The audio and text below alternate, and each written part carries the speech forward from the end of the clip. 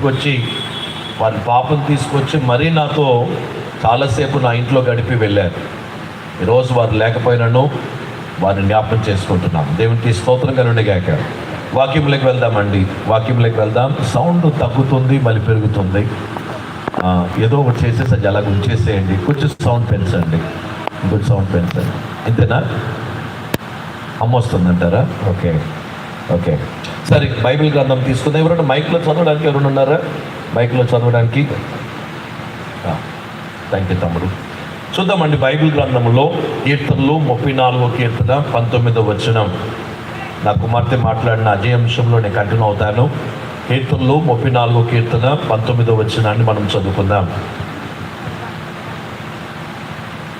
నీతిమంతునికి కలుగు ఆపదలు అనేకములు, వాటి అన్నిటిలో నుండి యెహోవా వాటిని విడిపించును. ఇక్కడ ఈ కీర్తనని మనం చూసినట్లయితే ఈ కీర్తనకారుడు అనే మాట ఏంటంటే నీతిమంతులకు కలుగు ఆపదలు అనేకము, వాటన్నిటిలో నుంచి ఆయన ఏం చేస్తాడంట? విడిపిస్తాడని వాగ్దానం చేస్తున్నాడు. అసలు మ్యాటర్ ఏంటంటే నీతిమంతులకు ఎందుకు ఆపదలు వస్తున్నాయి? నీతిమంతులకు ఎందుకు కష్టాలు వస్తున్నాయి? నీతిమంతులకు ఎందుకు ఇబ్బందులు వస్తున్నాయి?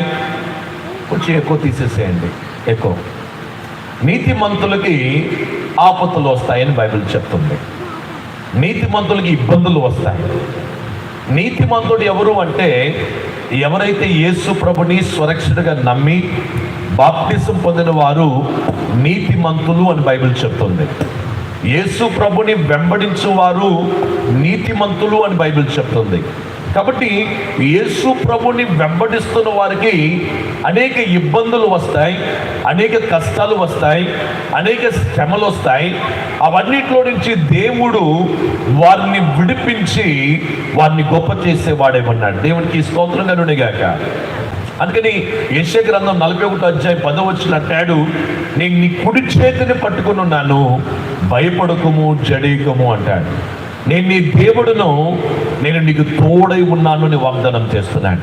ఎందుకంటే దేవుని బిడ్డలారా, మనం అనేక రకాలైన కష్టాలు, ఇబ్బందులు, బాధల్లో వెళ్తున్నప్పుడు మనం ఒకటి గుర్తుపెట్టుకోవాల్సిన విషయం ఏంటంటే ఈ కష్టాలు, ఇబ్బందులు, బాధల మధ్యలో దేవుడు మనల్ని ఆయన రూపంలోకి ఆయన మనల్ని మళ్ళించుకుంటున్నాడు.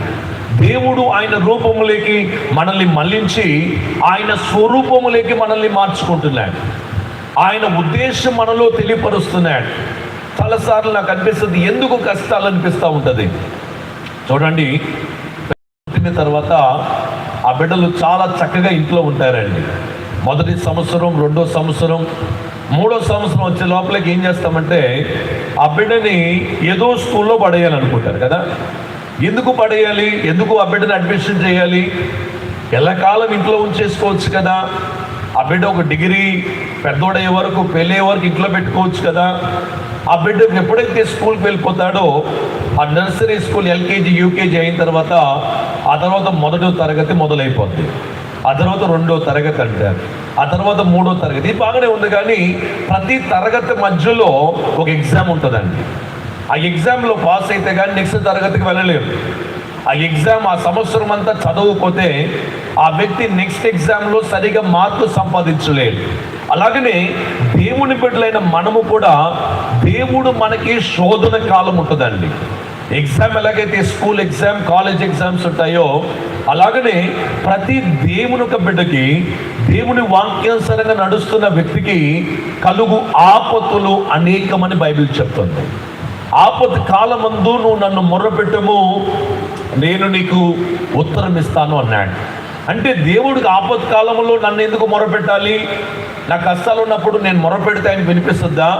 కాబట్టి దేవుని బిడ్డలారా, ఆపద కాలంలో మనం దేవుణ్ణి మొరపెడుతున్నామా, మనుషుల్ని వెతుకుతున్నామని మనం చూస్తూ ఉంటాడు. ఆపత్కాలమందు మనము దేవుణ్ణి వెతకాలి, దేవుని చిత్తాన్ని వెతకాలి, దేవుని ఉద్దేశాన్ని వెతకాలి. ఎప్పుడైతే ఆపత్కాలమందు మనము దేవునికి ప్రాముఖ్యమైన స్థానం ఇస్తామో అప్పుడు దేవుడు మనల్ని ఆపత్కాలమందు ఆయన మనల్ని విడిపించి మనల్ని హెచ్చించి గొప్ప దేవుడై ఉన్నాడు. చూసినట్లయితే యాకోబు పత్రిక మొదటి అధ్యాయము 2 నుంచి 4 వచనాలు చదివినట్లయితే, యాకోబు పత్రిక మొదటి అధ్యాయము 2 నుంచి 4 వచనాలండి. యాకోబు పత్రిక మొదటి అధ్యాయము నా